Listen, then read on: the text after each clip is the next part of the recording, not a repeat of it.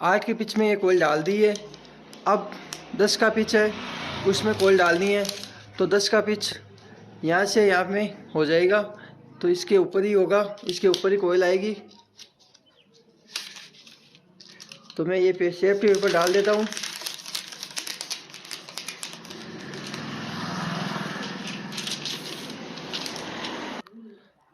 अब जो ये वायर है उस वायर से कनेक्ट कोयल है, वो कोयल ले लेनी है।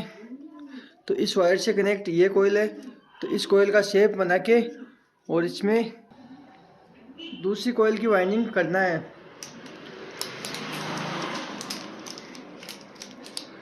तो अब ये दूसरी कोयल है, वो भी इस प्रकार स्लॉट के अंदर डाल देनी है। और ये सेफ्टी पेपर है, वो निकाल लेना है। ये कांपटी डालना है। ध्यान रखना है कि सभी तार स्लॉट के अंदर होने चाहिए, एक भी तार बाहर नहीं होना चाहिए।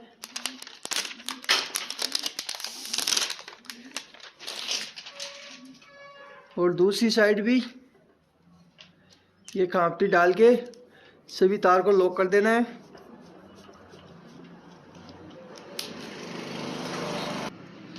अब इस कोयल का इस प्रकार इसके ऊपर शेप लगा देना है। दोनों कोयल का इस प्रकार शेप बनाना है और दोनों साइड से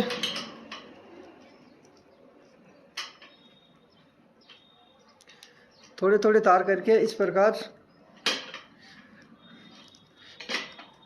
सेफ्टी देनी है इस सभी तारों की, ताकि मोटर की वाइंडिंग भी दिखने में अच्छी लगे और वाइंडिंग भी आसानी से हो जाए।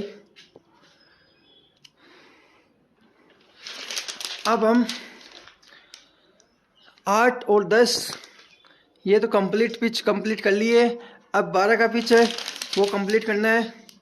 तो 12 का पिच होगा तो इस प्रकार होगा। जो इस कोयल के ऊपर के 2 स्लॉट है, उन स्लॉटों में पेपर डालना है, सेफ्टी पेपर। ये मैंने पेपर जो डाले वो आपने देखे होंगे कि एक तो पीछे की साइड से डाला है, एक आगे की साइड से डाला है। वो इसलिए डाला है कि आप दोनों साइड किसी साइड से ये पेपर सेफ्टी पेपर डाल सकते हो। अब हम 12 की पिच की कोयल है, वो कोयल लेंगे। तो ये जो कोयल का तार है उस कोयल में कनेक्ट है, उस कोयल को लेना है। तो ये इस कोयल में कनेक्ट है, तो इस कोयल को ले लिया है मैंने।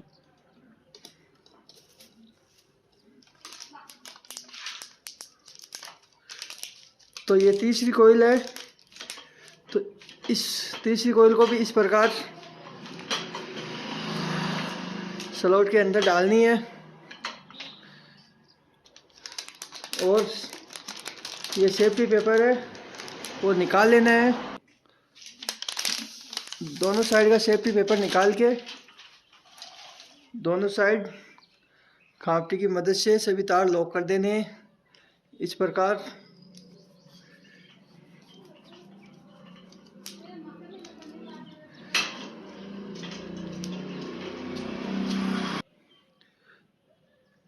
और अच्छा वाला इसमें शेप देना है इस प्रकार।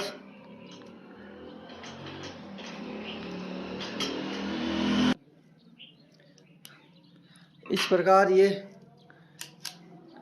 एक साइड की जो वाइंडिंग है, रेनिंग वाइंडिंग एक साइड की है, वो कंप्लीट हो गई है। एक साइड की कोयल में 3 कोयल होती है वाइंडिंग में। अब एक साइड की 3 कोयल है, वो इस साइड होगी। तो इस मोटर को इस प्रकार घुमाव देना है और वही 8 का और 10 का और 12 का पिच इस साइड भी होगा। अब आपको इसका पिच कैसे निकालेंगे